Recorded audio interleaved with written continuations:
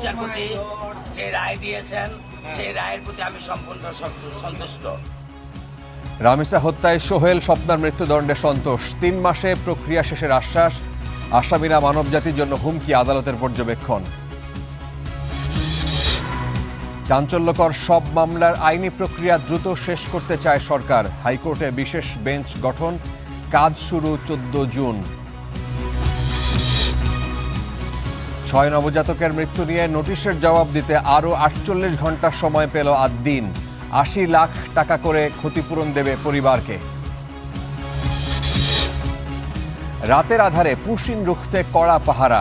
পঞ্চগড়ে BGB BSF উত্তেজনা। দিল্লির সীমান্ত সম্মেলনে কূটনৈতিক সমাধান চাইবে ঢাকা। নতুন সরকারের প্রথম বাজেট অধিবেশন শুরু। ব্যাংক খাত থেকে সরকারের ঋণ 41,000 কোটি টাকা। 16 মাসে সর্বোচ্চ মূল্যস্ফীতি মেতে।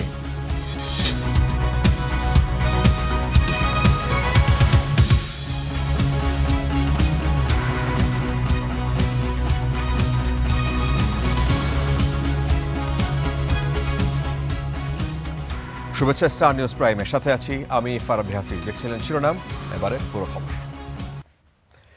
দেশে বিচারিক ইতিহাসে দ্রুততম সময়ের ইতিহাস গড়ে দেওয়া হলো শিশু রামিসাকে হত্যা ও ধর্ষণ মামলার রায়। এতে আসামি সোহেল রানা এবং তার স্ত্রী স্বপ্না আক্তারকে মৃত্যুদণ্ডের সাজা দেন নিম্ন আদালত।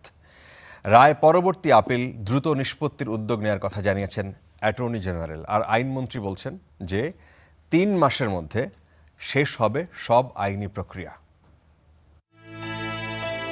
নিষ্পাপ হাসি, এক বুক ভরা স্বপ্ন, সবই এখন অতীত।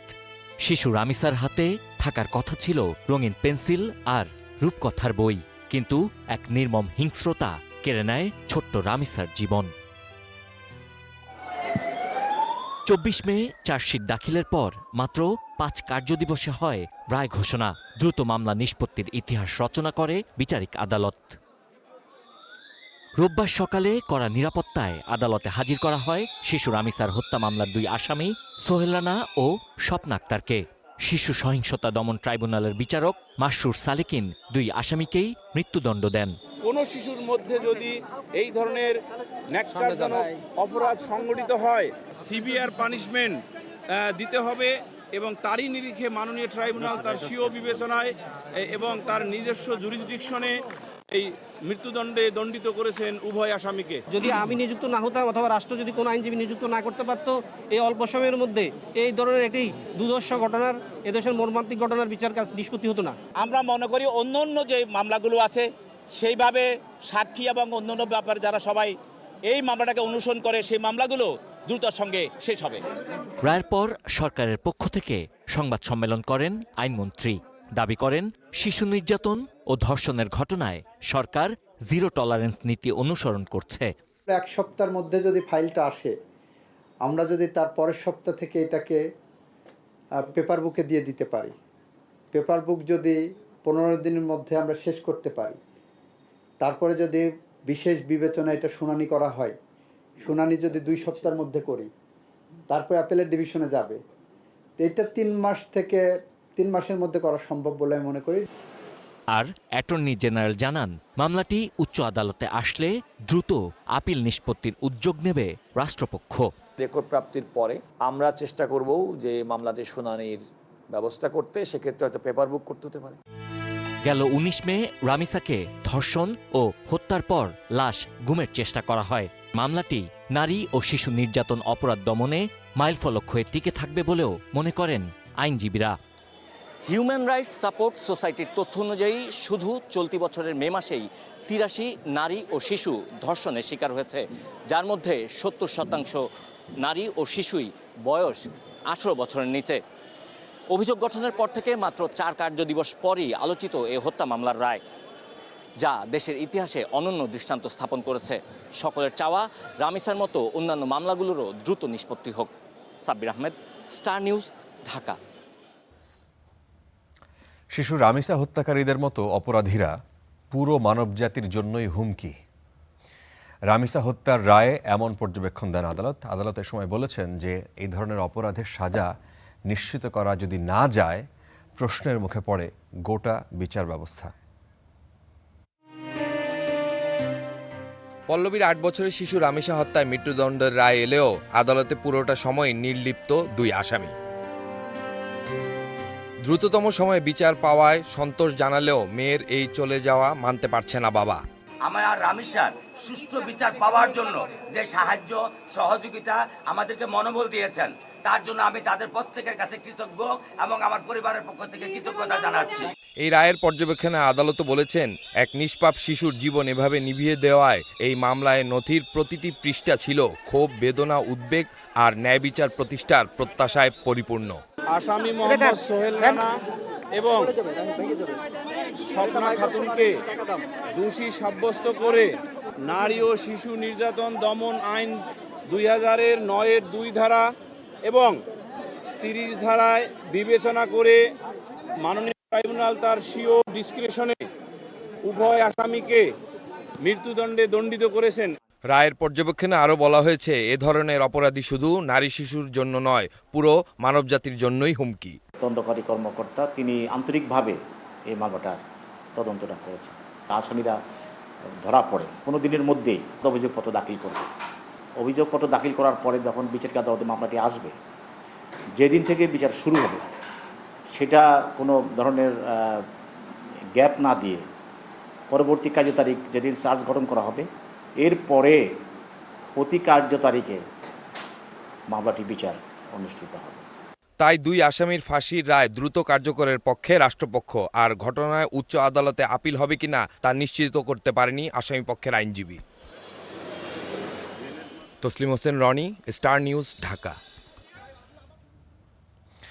রামিসা হত্যার রায়ে সন্তুষ্ট তার স্বজন, এলাকাবাসী, শিক্ষক, সহপাঠীরা। দ্রুত বিচার কাজ শেষ হওয়ায় করছেন সরকারের প্রশংসা। আগামীতে এমন নৃশংস ঘটনার শিকার যেন কাউকে হতে না হয়, সেই জন্য জানাচ্ছেন দ্রুত রায় কার্যকরের দাবি।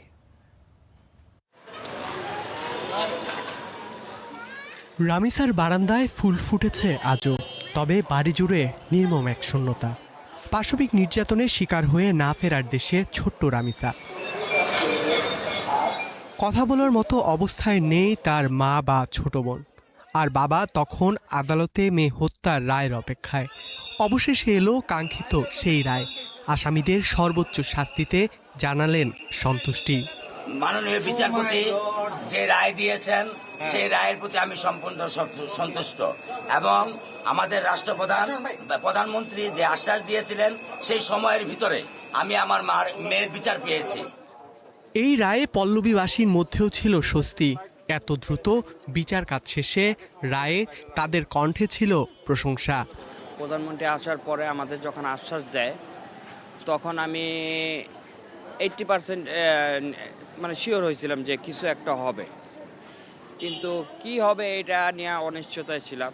সরকারের কাছে আকুল আবেদন, মহামান্য কোর্টের কাছে আকুল আবেদন যে এই মামলার রায়টা যাতে জানি দ্রুত কার্যকর হয়। তো দ্রুত যে রায়টা হবে বা আমরা এটা ভাবতে পারিনি, বা রায়টা হওয়ার ক্ষেত্রে যে রায়টা হয়ে গেছে মৃত্যুদণ্ড, আমরা যেটা চাইছিলাম এটা হয়েছে, এটা আমরা এলাকাবাসী এতে খুশি। ওরে জনসম্মুখে প্রকাশ্যে ফাঁসি দেওয়া সবচেয়ে বেটার ছিল, যাতে মানুষ একজন দেখলে আরো 20 জন ভয় পেত। যেহেতু আজকে এত ছোট বাচ্চা কি করছে, কালকে আমাকে করতে পারবে, এটা কোনো কি আছে? তাহলে যত তাড়াতাড়ি ফাঁসি দেবে এটাই আমাদের অনুরোধ। মুন্সিগঞ্জে রামিসাদের গ্রামের বাড়িতেও ছিল স্বস্তি। স্থানীয়রা বলছেন এ রায়ে কিছুটা হলেও শান্তি পাবে শিশু রামিসার আত্মা। যেহেতু 19 দিনের মাথায় এই রায়টা হয়েছে, আমরা অত্যন্ত খুশি। আমাদের পরিবার পক্ষ থেকে অনেক খুশি। একটা দেশের উদাহরণ হিসেবে থাকবে যে আসলে বিচার ব্যবস্থা দেশে আছে। মা চায় একটা সন্তান নিয়ে নিরাপদ থাকতে, আর একটা সন্তানও চায় মার সাথে একটা নিরাপদ থাকতে। যা এইভাবে বাচ্চাটারা খুন করছে তার যেন শাস্তি হয় ভাইয়া, বুঝছেন? বাংলাদেশের সকল এই ঘটনার জন্য এই ধরনের সুষ্ঠু বিচার পায়, এটি আমি প্রত্যাশা করব। ঈদের পর আজ খুলেছে রামিসার স্কুল। রামিসার সঙ্গে আনন্দ ভাগাভাগি করতে না পারার কষ্ট আজও দাগ কাটছে সহপাঠীদের মনে। এই ঘটনা যেন আর কারোর সঙ্গে না ঘটে, সেটিই তাদের প্রত্যাশা। রামিসার সাথে আমার স্মৃতি আছে, আমাদের সঙ্গে পিসে একসঙ্গে বসতো, আমরা বড় আপুরা একসঙ্গে মোবাইল খেলতাম, তারপর পাল্লার খেলতাম, তারপর বৈশাখের কাপড় কিনতে যেতাম, এগুলো খেলতাম। এগুলো স্মৃতি আমার অনেক মনে পড়তেছে। ওর জায়গায় বসে আমার অনেক কান্না পাইতেছে। আমার ফ্রেন্ড খুব ভালো ছিল, ও আমার মানে খুব পছন্দ করতো। আমি বিচার চাইছিলাম, যেটা আল্লাহর কাছে বলছি সেইটাই আল্লাহ করে দিছে, পূরণ করছে আমার ওই আশাটাই। এই রায় নিয়ে তালবাহানা করা যাবে না, যত দ্রুত সম্ভব বাংলাদেশের প্রচলিত আইনে এই দুজনের ফাঁসি কার্যকর করতে হবে। তাহলে আমরা পপুলার মডেল হাই স্কুল সহ আমাদের যে মিরপুর এবং সারা বাংলাদেশ সবাই আমরা কৃতজ্ঞ থাকব বাংলাদেশ সরকারের মাননীয় প্রধানমন্ত্রী জনাব তারেক রহমানের কাছে। এই শ্রেণীকক্ষে কখনো আর ফিরবে না রামিসা। তার সহপাঠীরা হয়তো কখনো কল্পনাও করতে পারেনি এত নির্মম হতে পারে তার বন্ধুর মৃত্যু। তারা যে বিচার চেয়েছিলেন সেটাই পেয়েছেন, এবার কার্যকর হওয়ার অপেক্ষা তাদের। ধ্রুব ইকরামুল, স্টার নিউজ, ঢাকা। রামিসার এই বিচার ইতিহাস গড়লেও এখনও ঝুলে আছে বহু মামলা। আইন ও সালিশ কেন্দ্রের তথ্য বলছে যে চলতি বছরের জানুয়ারি থেকে ২০ মে পর্যন্ত ৫.৫ মাসে ধর্ষণের শিকার হয়েছে অন্তত ১১৮ শিশু। ধর্ষণ চেষ্টা বা যৌন সহিংসতার পর নিহত হয়েছে ১৭ শিশু।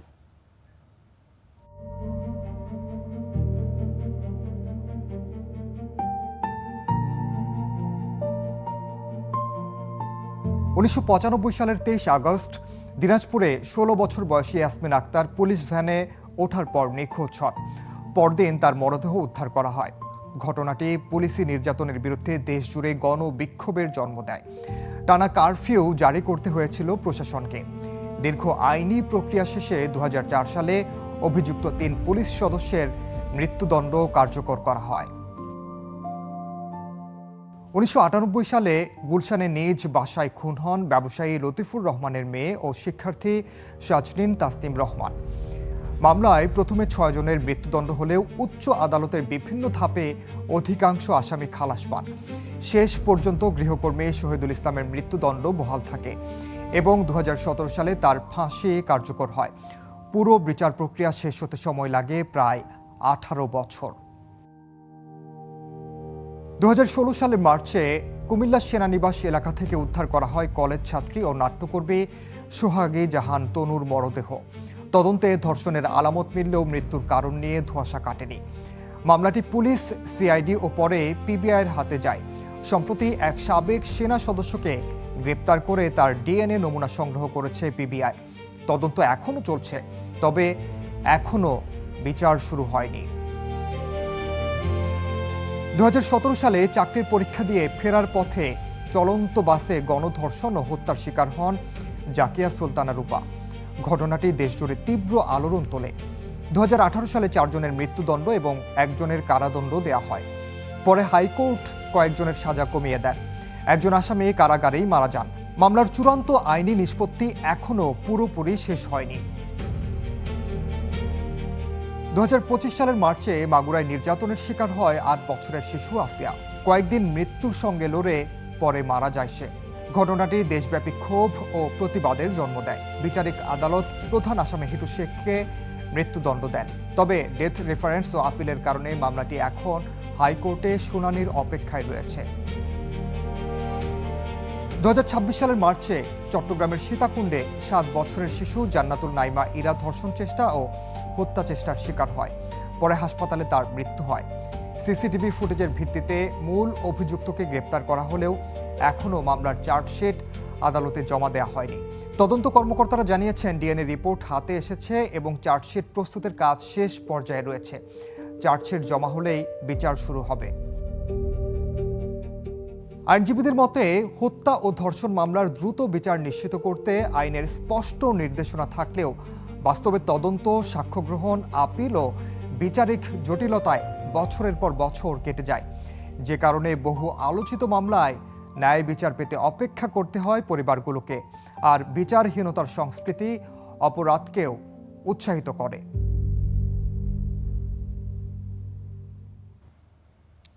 তবে এমন মামলাও আছে যে রায় দেয়া হয়েছে, মৃত্যুদণ্ডও হয়ে গেছে, কিন্তু বছরের পর বছর ঝুলে আছে ডেথ রেফারেন্স ও আপিল শুনানি। এতে সাজা কার্যকর না হওয়ার ঘেরাটোপে আটকা নারী ও শিশু নির্যাতনের অনেক আলোচিত মামলা। তাই এই সব মামলা দ্রুত নিষ্পত্তিতে হাইকোর্টে বিশেষ বেঞ্চ গঠনের ঘোষণা দিয়েছেন প্রধান বিচারপতি। মাগুরায় বোনের শ্বশুরের হাতে ধর্ষণ হত্যার শিকার শিশু আসিয়া। দেশ তোলপাড় করা সেই ঘটনায় আসামি হিটু শেখকে 2025-এর 17 মে মৃত্যুদণ্ড দেন মাগুরার নারী ও শিশু নির্যাতন দমন ট্রাইব্যুনাল। রায়ের 4 দিনের মাথায় ডেথ রেফারেন্স যায় হাইকোর্টে। তবে বছর ঘুরলেও নেই অগ্রগতি। সাজা কার্যকর কবে জানে না কেউ, অথচ মাত্র 14 কার্যদিবসে শেষ হয়েছিল বিচার কাজ। রামিসা হত্যা মামলার রায় আসার পর ফের সামনে এসেছে সেই শঙ্কার কথা। এ অবস্থায় নারী ও শিশু নির্যাতন মামলার ডেথ রেফারেন্স ও আপিল দ্রুত নিষ্পত্তিতে হাইকোর্টে বিশেষ বেঞ্চ গঠনের ঘোষণা দিয়েছেন প্রধান বিচারপতি। বেঞ্চের কার্যক্রম শুরু হচ্ছে 14 জুন। উনি সুস্পষ্ট বলেছেন যে এই বেঞ্চটি শুধুমাত্র এই জাতীয় মামলার আপিল রেফারেন্স শুনানির জন্য ডেডিকেটেড থাকবে। অর্থাৎ একটা নিম্ন আদালত কিংবা বিচারিক আদালত কোনো মামলার রায় সাজা ঘোষণার পরে সেটি আপিল নিষ্পত্তিতে বছরের পর বছরের বিলম্বের যে বিষয়টি এবং যে অভিযোগটি থাকে সেটি হয়তো তা থেকে আমরা মুক্তি পাব। বিশেষ বেঞ্চ গঠনের সিদ্ধান্তকে ইতিবাচক বলছেন আইনজীবীরাও। তাদের মতে দীর্ঘদিন ধরে ঝুলে থাকা মামলা দ্রুত নিষ্পত্তিতে এটি রাখতে পারে বড় ভূমিকা। সামান্যতেই রেপ হচ্ছে, সামান্যতেই মার্ডার হচ্ছে। আমার মনে হয় দৃষ্টান্তমূলক কিছু কিছু শাস্তি না হলে, কার্যকর না হলে, এটা ডিটারেন্স, এটা নিবারণমূলক আমাদের ভূমিকা না থাকলে সমাজে কিন্তু এইসব ছড়িয়ে পড়বে আরো। উচ্চ আদালতের তথ্য অনুসারে গত বছরের 31 ডিসেম্বর পর্যন্ত সারা দেশে নারী ও শিশু নির্যাতন দমন ট্রাইব্যুনালে 1,32,107টি মামলা বিচারাধীন রয়েছে। ইমন মাহমুদ, স্টার নিউজ, ঢাকা। ঢাকার আদ্দিন মেডিকেল কলেজ হাসপাতালে 6 শিশুর মৃত্যুর ঘটনায় প্রত্যেক শিশুর পরিবারকে 80 লাখ টাকা করে ক্ষতিপূরণ দেওয়ার সিদ্ধান্ত নিয়েছে হাসপাতাল কর্তৃপক্ষ। প্রতিষ্ঠানটির সঙ্গে মারা যাওয়া শিশুদের পরিবারের আলোচনা শেষে যৌথভাবে এই সিদ্ধান্ত গৃহীত হয় বলে জানিয়েছেন মধ্যস্থতাকারী আইনজীবী শিশির মনির। এর পাশাপাশি তিনি আরও জানিয়েছেন ক্ষতিপূরণ ছাড়াও আগের ঘোষিত সুযোগ সুবিধাগুলি পাবেন ভুক্তভোগীরা। এর আগে 27 মে ঢাকার আদ্দিন হাসপাতালে 6 নবজাতকের মৃত্যু হয়। এরপর এই ঘটনার তদন্ত ও ক্ষতিপূরণ চেয়ে রিট হয়েছে হাইকোর্টে। স্বাস্থ্য অধিদপ্তরের তদন্তে উঠে আসে হাসপাতাল কর্তৃপক্ষের গাফিলতির তথ্য।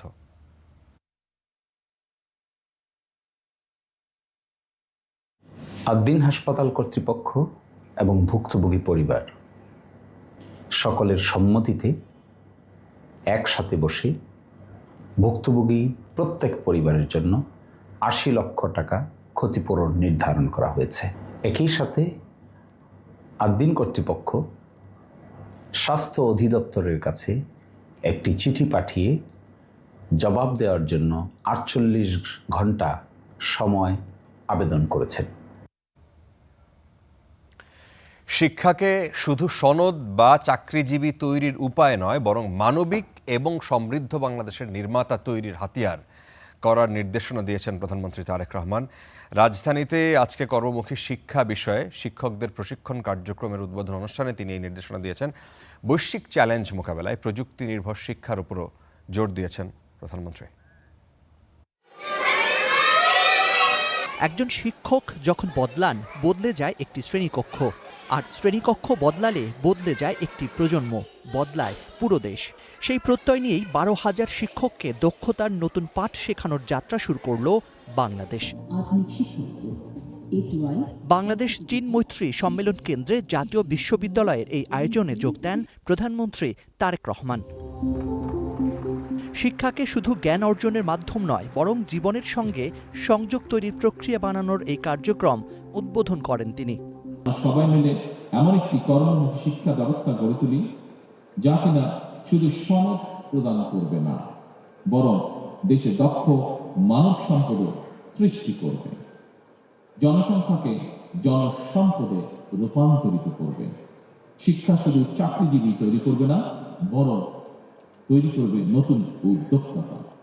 বলেন, বৈশ্বিক বাস্তবতায় শিক্ষা ব্যবস্থা বদলানো সময়ের দাবি, আর সেই পরিবর্তনের সূচনা হবে শিক্ষকদের হাত ধরেই। শিক্ষকের জ্ঞান, দক্ষতা, সততা ও অঙ্গীকারের উপর শিক্ষা ব্যবস্থার সাফল্য অনেকটাই নির্ভর করে। এজন্য শিক্ষক শিক্ষিকাগণ পাঠদানের পাশাপাশি শিক্ষার্থীদের সামনে একজন রোল মডেল হয়ে উঠবেন। একই সঙ্গে হবেন সমাজ পরিবর্তনের অগ্রদূত এবং পথ প্রদর্শক। দেশের কোটি বেকারের দক্ষতা তৈরিতে শিক্ষকদের এই প্রশিক্ষণকে দেশের ভবিষ্যৎ বিনির্মাণে দীর্ঘমেয়াদী বিনিয়োগ বললেন সরকার প্রধান। দেশের তারুণ্য এবং ছাত্র যুবশক্তিকে যদি প্রযুক্তিতে, জ্ঞানে, বিজ্ঞানে দক্ষ মানব সম্পদে রূপান্তর করা যায়, তাহলে আমি ব্যক্তিগতভাবে দৃঢ়ভাবে বিশ্বাস করি সেটাই হয়তো বেশি দূরে নয়, যেদিন স্বনির্ভর, সমৃদ্ধ, স্বনির্ভর বাংলাদেশ হয়ে উঠতে পারে বিশ্বের কাছে একটি রোল মডেল। কর্মমুখী শিক্ষা শুধু ভবিষ্যতের জন্য প্রস্তুতি নয়, এটি স্বপ্নকে দক্ষতায় আর সম্ভাবনাকে সাফল্যে রূপ দেওয়ার সবচেয়ে শক্তিশালী হাতিয়ার। আজকের এই আয়োজন ঘিরে সরকার প্রধানও নির্দেশনা দিলেন শিক্ষা ও কর্মজগতের সেই সেতু বন্ধনকে আরও শানিত ও সুদৃঢ় করার। Zakaria Ahmed, star news, Dhaka. ভারত বাংলাদেশ সীমান্তে নতুন করে উদ্বেগের কারণ হয়ে দাঁড়িয়েছে পুশিন। অভিযোগ উঠছে সুযোগ পেলেই নারী, শিশু এবং বৃদ্ধদের সীমান্তের শূন্যরেখার কাছে এনে বাংলাদেশে ঠেলে দেওয়ার চেষ্টা করছে বিএসএফ। এতে সীমান্তবর্তী জনপদে বাড়ছে আতঙ্ক, আর পরিস্থিতি মোকাবেলায় দিনরাত টহল জোরদার করেছে বিজিবি। রাশেদুজ্জামান রিপোর্ট করেছেন। সীমান্তে নিয়ন আলো, এরই মাঝে অন্ধকার। কারণ এই সীমান্ত দিয়েই গেল শনিবার 6 জনকে পুশিন করেছে বিএসএফ। রাখা হয়েছিল সীমান্তের শূন্যরেখা থেকে 40 গজ দূরের একটি পাট খেতে। তথ্য বলছে সীমান্তের ওপারে আরো কিছু মানুষকে জড়ো করা হয়েছে, যাদের পুশিন করা হবে বাংলাদেশি ভূখণ্ডে। সীমান্তের ওপারে বাড়ানো হয়েছে বিএসএফ এর টহলও। তারা আইসি বাংলাদেশে একটা আতঙ্ক সৃষ্টি করতে পারে, এই জন্য আমাদের ভেতরে ভয় একটা কাজ করছে। মানুষজন যেগুলা পোষণ করতেছে এগুলো আসলে আমাদের বাংলাদেশের কিনা সেটা নিয়েও আমরা সন্দেহ প্রকাশ করতেছি। এমন বাস্তবতায় দেশের সীমান্তগুলোতে কড়া নিরাপত্তায় বিজিবি। রাতে বাড়ানো হয়েছে টহল। মাইকিং এর মাধ্যমে বিএসএফ কে দেওয়া হচ্ছে কঠোর বার্তা। তাদের সহযোগিতায় গ্রামবাসী। তারা বলছেন বিজিবির সাথে সমন্বয় করে রাত জেগে তারা সীমান্ত পাহারা দিচ্ছেন। বিএসএফ ভারতের লোকজন পোষণ করছে রাত্রে, ওই জন্য বিজেপিকে একটু সহযোগিতা করছি আমরা। গ্রামের লোকজন বহু আছে, তারাও আছে, আমরা পাহারা করছি। আর কিছু লোকজন যেন আসতে পারে, এই জন্য আমরা এখানে পাহারা করছি। এইভাবে আমরা সারা রাত বিজেপির সাথে আছি, টহল দিছি, আমরাও তাদের হেল্প করছি, তারাও আমাদের ভালোর জন্যই করছে। বিজেপি বলছে কোনোভাবে ওপার থেকে অবৈধ অনুপ্রবেশ করতে দেওয়া হবে না। জনগণকে সাথে নিয়ে আমরা একদম সারা রাত্রি একেবারে তাদের, বিশেষ করে যেখানে গেট আছে এবং কি শূন্য লাইনে আমরা ডিউটি করতেছি, যাতে কোনোভাবেই কোনো এই যে অবৈধ অনুপ্রবেশকারী বা পুশিনের লোক বাংলাদেশে প্রবেশ করতে না পারে। শূন্যরেখা থেকে শুরু করে পুরো সীমান্ত এলাকায় কঠোর অবস্থানে বিজিবি। পুরো 24 ঘন্টা তাদের চোখ সীমান্তে। সীমান্তে সাধারণ মানুষের চোখে মুখে এখন আতঙ্ক। রাতভর সজাগ রয়েছেন তারা। নিয়মিত অনাকাঙ্ক্ষিত এই পুশিনকে কেন্দ্র করে সীমান্তে সৃষ্টি হয়েছে চরম উত্তেজনা, যার নেতিবাচক প্রভাব পড়েছে বিজিবি বিএসএফ এর সম্পর্কেও। স্থানীয়দের দাবি, দ্রুত এই অমানবিক কর্মকাণ্ড বন্ধ না হলে সীমান্তে মানবিক বিপর্যয় ও অস্থিরতা আরো প্রকট হবে। Rasheduzzaman, star news, Meherpur. পঞ্চগড় সীমান্তে পুশিন ঘিরে উত্তেজনা দেখা দিয়েছে। সেখানে এই মুহূর্তে আমাদের সহকর্মী আবু সালেহ রায়হান রয়েছেন, সরাসরি তিনি আমাদের সাথে যুক্ত হচ্ছেন। আবু সালেহ রায়হান, সময় হচ্ছে 7:30। আপনার কাছে কি তথ্য আছে বলেন তো? জি, আমি এই মুহূর্তে রয়েছি পঞ্চগড়ের বড়বাড়ি প্রধানপাড়া সীমান্ত এলাকায়।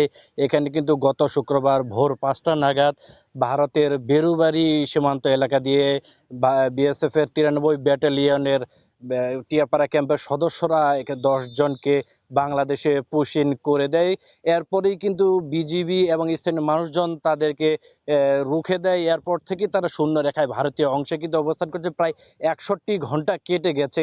চারদিকে থই থই পানি এবং ক্ষেতের আলের মাঝেই কিন্তু তারা ছোট করে প্লাস্টিক দিয়ে নিজেদের বেষ্টনী করে সেখানেই তারা দীর্ঘ 61 ঘন্টা ধরেই মানবেতর জীবনযাপন করছেন। আজ দুপুর নাগাদ কিন্তু হঠাৎ করে বিএসএফ এর কোম্পানি কমান্ডার বিজিবির এখানে এসে বিজিবিকে সীমান্ত এলাকা থেকে সরে যেতে বলেন এবং সেই সাথে যাদের পুশিন হয়েছে তাদেরকে জোর করে বাংলাদেশ অংশে প্রবেশ করানোর চেষ্টা করে। এ নিয়ে কিন্তু বিজিবি বিএসএফ এর মধ্যে উত্তেজনা হয়, বাকবিতণ্ডা হয়। এক পর্যায়ে কিন্তু পরিস্থিতি অনেকটাই উত্তেজনা বিরাজ করে। তবে বিজিবির কোম্পানি কমান্ডার কিন্তু শক্ত হাতেই তা প্রতিহত করেন এবং জানিয়ে দেন যে কোনোভাবেই বাংলাদেশ অংশে এই 10 জনকে পুশ ইন করা বা তাদেরকে বাংলাদেশ অংশে পাঠানো কোনোভাবেই মেনে নেওয়া হবে না। এরপর থেকে কিন্তু উত্তেজনা দেখা দেয় এবং সীমান্ত এলাকায় বিজিবি বিএসএফ এর করা নজরদারি এবং বাড়তি সদস্যরা এখানে এসে মোতায়েন হয়। এখনো পর্যন্ত কিন্তু একই অবস্থায় আছে। আজ রাত গেলে কিন্তু 3 রাত কেটে যাবে, এখনো তাদের ফেরত নেওয়া বা কি হবে এ নিয়ে এখনো কিন্তু কোনো কিছুই জানা যায়নি। তো এরপরে সংবাদে হয়তো আমরা আপনাদেরকে বিস্তারিত জানাতে পারবো যে এই পুঁজিনীয় মানুষজনের ব্যাপারে আসলে কোনো সিদ্ধান্ত আসছে কিনা। তো এই যে রায়হান, জি অনেক ধন্যবাদ। রায়হান আমাদেরকে জানাচ্ছিলেন পঞ্চগড় সীমান্ত থেকে। সেখানেও পুশিনের চেষ্টা এবং 61 ঘন্টা ধরে শূন্য রেখায় ফ্যামিলিদেরকে দেখা যাচ্ছে। সীমান্তে এই পুশিন ঠেকাতে সরকারের কঠোর অবস্থানের কথা আবারও আজকে জানিয়েছেন স্বরাষ্ট্রমন্ত্রী। সচিবালয়ে তিনি ব্রিফিং করেছেন। তিনি সেখানে বলেছেন যে এই অবস্থার কূটনৈতিক সমাধান চাইবে। 8 জুন যখন ভারতের দিল্লিতে শুরু হচ্ছে বিএসএফ বিজিবি মহাপরিচালক পর্যায়ে সম্মেলন, সেই সম্মেলনে। এদিকে পুশিন ইস্যুতে এরই মধ্যে সীমান্তে 60,000 বিজিবি মোতায়েন করা হয়েছে বলে জানানো হয়েছে। সীমান্ত এলাকায় মানব পাচার এবং অবৈধ। এটি পঞ্চগড় সীমান্ত। রোববার দুপুরে বিজিবি বিএসএফ এর এই উত্তেজনা পুশিন চেষ্টা নিয়ে। দুদিন ধরে ভারত সীমান্তে এনে রাখা হয়েছে 10 জনকে। পশ্চিমবঙ্গে বিজেপি সরকার গঠনের পর থেকেই এই উত্তপ্ত অবস্থা। গত 5 দিনে এমন 21টি চেষ্টা ঠেকিয়েছে বিজিবি। এ নিয়ে সতর্ক রয়েছে জানিয়ে স্বরাষ্ট্রমন্ত্রী বলছেন, বিজিবিকে কঠোর অবস্থানে রাখা হয়েছে। আমাদের বর্ডার গার্ড তারা সতর্ক আছে। আমরা সমস্ত অবৈধ পুশিনের চেষ্টাকে আমরা বাধা দেব ইনশাআল্লাহ। এ পর্যন্ত তাই হয়েছে। সীমান্তে এরই মধ্যে 60,000 বিজিবি সদস্য মোতায়েন করা হয়েছে। এ পরিস্থিতির মধ্যে সোমবার ভারতের নয়াদিল্লিতে শুরু হচ্ছে 4 দিনের বিজিবি বিএসএফ মহাপরিচালক পর্যায়ের সম্মেলন। তাতে এই অবৈধ পুশ ইন চেষ্টার বিষয়টি গুরুত্ব দিয়ে তুলে ধরা হবে বলে জানান স্বরাষ্ট্রমন্ত্রী। এটা এইবার আমাদের যাওয়ার পালা। ডিজি লেভেলের মিটিংটা ওখানে হচ্ছে, ওখানে সমস্ত বিষয়গুলো আলোচনা হবে। এটাকে ডিজিএলটি বলা হয়, ডিজি লেভেলের টক। সেই টকের সিদ্ধান্তগুলো ওখানে সামারাইজ করে সিগনেচারের বিষয় আছে। সমস্ত বিষয়ে আলোচনা হবে। আমরা ডিপ্লোম্যাটিক চ্যানেলে এগুলো আলাপ আলোচনা করে সমাধানের চেষ্টা করছি। সীমান্ত ব্যবস্থাপনা ও বাংলাদেশি হত্যা সহ নানা ইস্যুতে মত পার্থক্য কাটাতে বিজিবি বিএসএফ সম্মেলনে আলোচনা হবে বলেও জানানো হয়েছে। মাহাদি হাসান, স্টার নিউজ, ঢাকা। আপনারা দেখছেন স্টার নিউজ প্রাইম, ফিরছে একটু পর।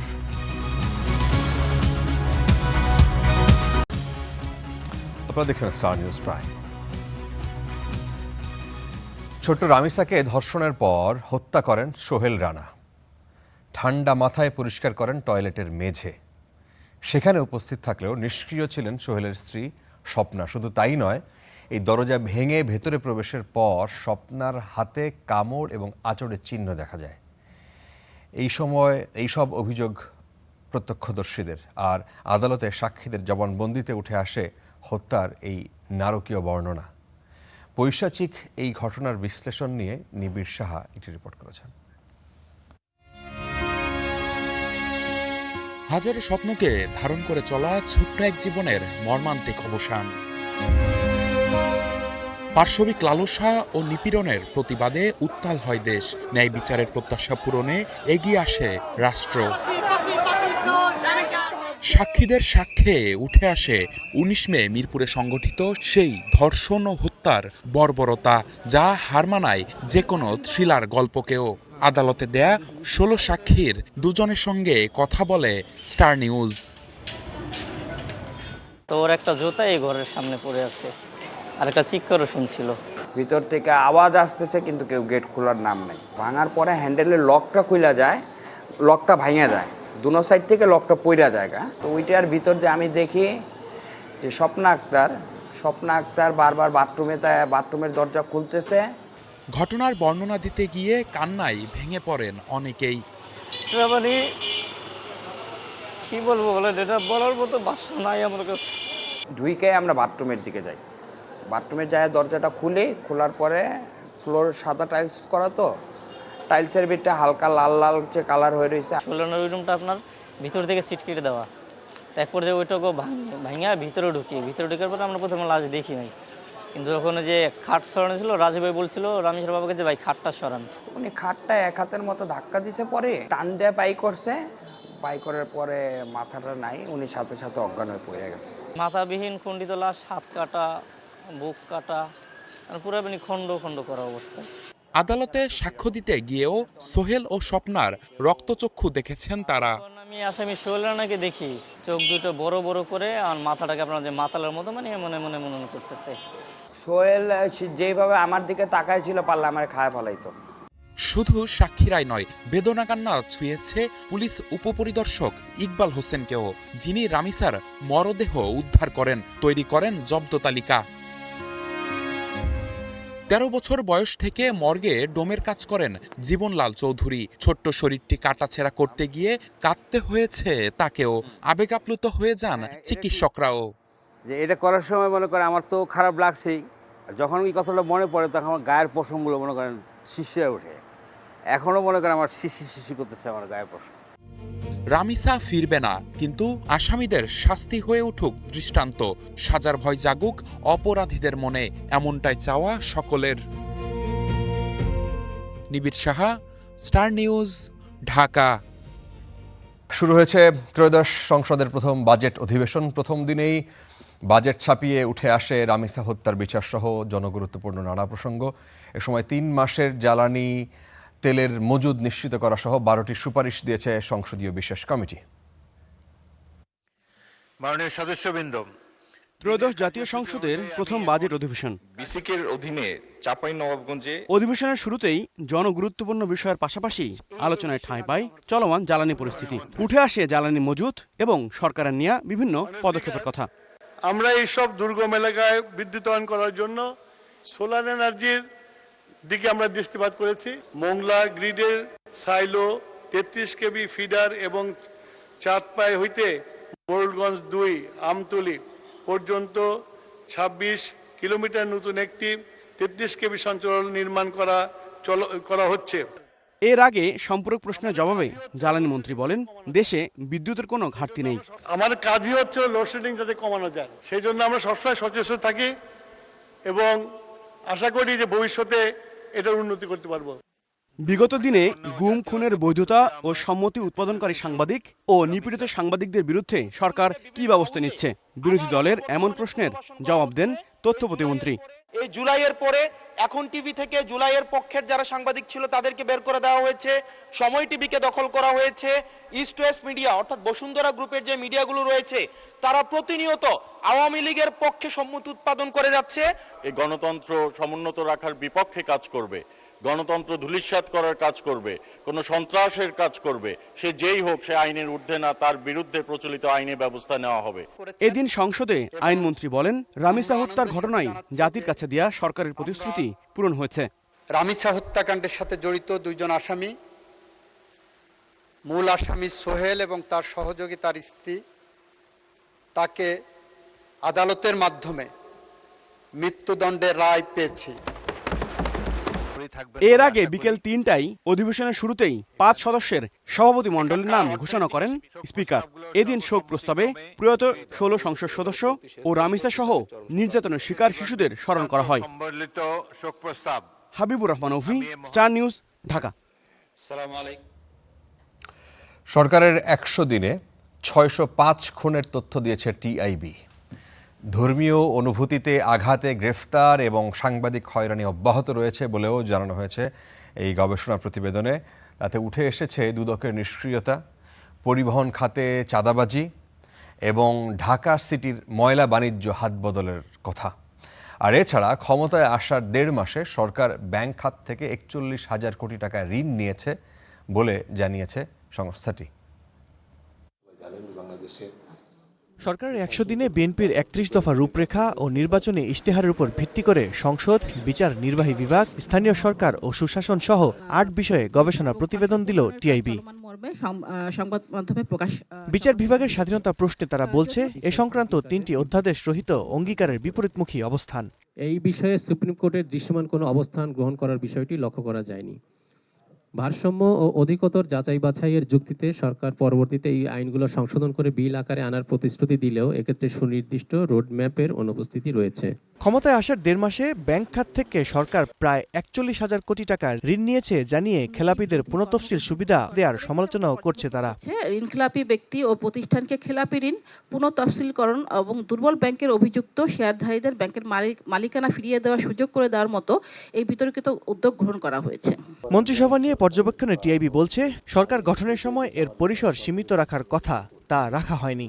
একই মন্ত্রণালয়ে মন্ত্রী, প্রতিমন্ত্রী ও উপদেষ্টা দেয়ায় আভ্যন্তরীণ সমন্বয়হীনতাও দেখছে তারা। অভিযোগের অনুসন্ধান তদন্ত সম্পন্ন করে সরকারের 100 দিনে 130 ঘটনায় 188 সাংবাদিককে হয়রানি, 12 জনের বিরুদ্ধে মামলা ও 7 জনকে গ্রেফতারের তথ্য দিয়ে প্রধান নির্বাহী জানান ধর্মীয় অনুভূতিতে আঘাত ও অবমাননার অভিযোগে গ্রেফতার অব্যাহত ছিল এ সময়ে। সেই মব সংস্কৃতি থেকে শুরু করে যে অপরাধ প্রবণতা, চাঁদাবাজি, দখলবাজি ইত্যাদি, মাঠ পর্যায়ে হাট বাজার দখল, পরিবহন খাত, বাস স্ট্যান্ড এবং এই ধরনের যে এক্সটর্শন বা চাঁদাবাজির দখলবাজির ক্ষেত্রগুলো, সেগুলো যে দলীয় প্রভাবের হাতে নিয়ন্ত্রিত, সেই অবস্থা কিন্তু এখনো অব্যাহত আছে। দুদকের কার্যক্রম স্থবির থাকায় দুর্নীতির মামলা, অভিযোগ নিষ্পত্তির অপেক্ষা বাড়বে। এছাড়া ক্ষমতা বদলের সঙ্গে সঙ্গে ঢাকা সিটির ময়লা বাণিজ্যের হাত বদল হয়েছে। পরিবহন খাতে চাঁদাবাজি অব্যাহত এবং পরিবহন সমিতির নেতৃত্বে আওয়ামী লীগের জায়গায় বিএনপি বসেছে বলেও দাবি টিআইবির। আল কাসির, স্টার নিউজ, ঢাকা। মধ্যপ্রাচ্য যুদ্ধের প্রভাবে জ্বালানি তেল ও এলপিজির দাম বাড়ানোর প্রভাব পড়তে শুরু করেছে জনজীবন যাত্রায়। এর ফলে মে মাসে মূল্যস্ফীতি বেড়ে হয়েছে প্রায় 9.5%। রোববার মূল্যস্ফীতির হালনাগাদ তথ্য প্রকাশ করেছে বাংলাদেশ পরিসংখ্যান ব্যুরো BBS।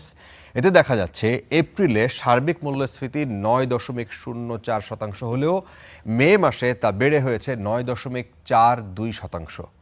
1.5 মাসের ব্যবধানে গত মাসে 2 বার বাড়ানো হয়েছে জ্বালানি তেলের দাম, সেই সঙ্গে বেড়েছে এলপিজি গ্যাসের দামও, যার প্রভাবে খাদ্য মূল্যস্ফীতি বেড়ে 9% ছাড়িয়ে গেছে, যা এপ্রিলে ছিল 8.36%। এদিকে খাদ্য বহির্ভূত মূল্যস্ফীতি গেল মাসে 9.71% হয়েছে। এদিকে শহরের তুলনায় গ্রামে জীবনযাপন ব্যয় বেড়েছে। গ্রামে মূল্যস্ফীতি 9.48% হলেও শহরে তা 9.25%।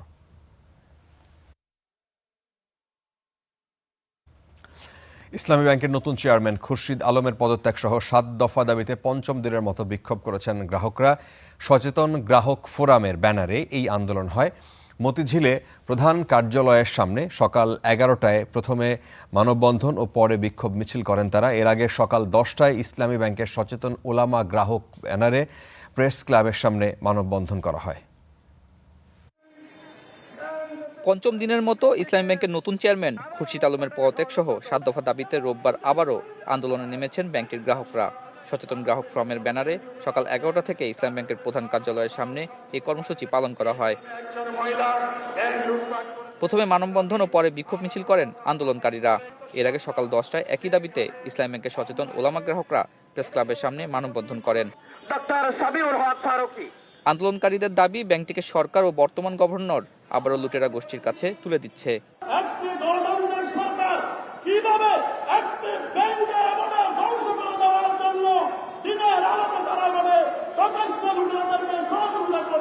অভিযোগ, গণঅভ্যুত্থান পরবর্তী ব্যাংকটি ঘুরে দাঁড়াতে শুরু করলেও লুটেরা গোষ্ঠীর সুবিধাভোগী বর্তমান গভর্নর, বাংলাদেশ ব্যাংকের মুখপাত্র ও অনেক কর্মকর্তা এর বিরুদ্ধে ষড়যন্ত্র করছে। কোটি টাকা অলরেডি ইসলামী ব্যাংক থেকে উল্টা পথে নিয়ে যাওয়া হয়েছে। সুতরাং চেয়ারম্যানকে তাড়াতাড়ি বরখাস্ত করতে হবে। যেই পথে পা বাড়িয়েছে 90 ফেসিটের, সেই পথে পা বাড়ানোর সুযোগ থাকবে না। অতএব সময় থাকতে ইসলামী ব্যাংকে তার মূল মালিকদের কাছে, মূল আদর্শবাদীদের কাছে ফিরিয়ে দিয়ে। এ সময় ইসলাম ব্যাংকের নতুন চেয়ারম্যান ও তার স্ত্রীর নানা দুর্নীতির তথ্য তুলে ধরে আন্দোলনকারীরা বলেন চেয়ারম্যানকে তারা ব্যাংকে প্রবেশ করতে দিবেন না। ইসলামী ব্যাংকের চেয়ারম্যান বিতাড়িত না হলে আমরা আরো বৃহত্তর কর্মসূচি নিয়ে আসবো। এই ব্যাংক রক্ষার জন্য গ্রাহকরা যা করার প্রয়োজন তা করবে ইনশাআল্লাহ। প্রয়োজনে রাজপথে জীবন দেওয়া হলো বাংলাদেশের স্পন্দন ইসলামী ব্যাংক আমরা রক্ষা করবো ইনশাআল্লাহ। এদিকে নিয়োগ পাওয়ার পর আন্দোলনের মুখে এখনো ইসলামী ব্যাংক অফিস করতে আসেননি নতুন চেয়ারম্যান। তিনি প্রবেশ করলেই প্রধান কার্যালয় ঘেরাওয়ের হুমকি দিয়েছেন আন্দোলনকারীরা। আতাউর নিয়ন, স্টার নিউজ, ঢাকা। আপনারা দেখছেন স্টার নিউজ প্রাইম, ফিরছে একটু পর।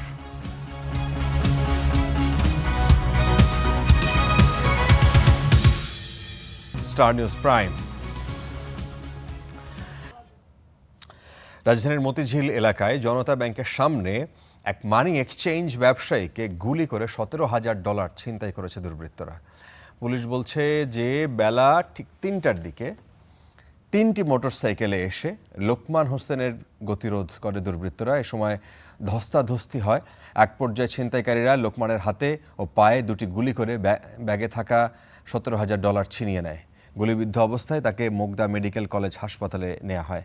পুলিশের বিভিন্ন ইউনিট ঘটনাস্থল পরিদর্শন করেছে। দুর্বৃত্তদের ধরতে কাজ শুরু করেছে পুলিশ।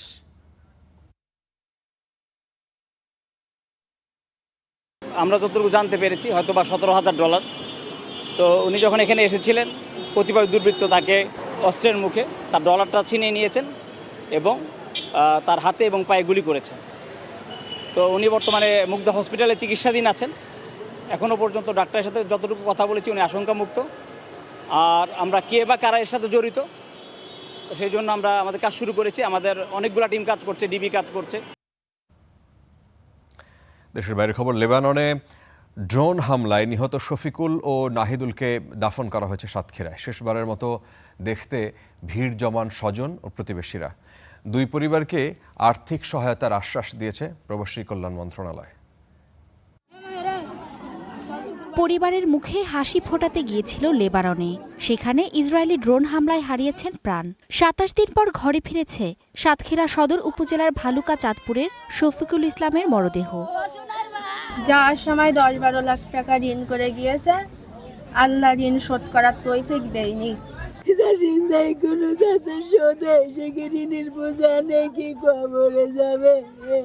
একই ঘটনায় নিহত নাহিদুল ইসলামের মরদেহ এসেছে গ্রামের বাড়ি আশাশুড়ির কাদাকাটিতে। তার পরিবারেও শোকের মাতম।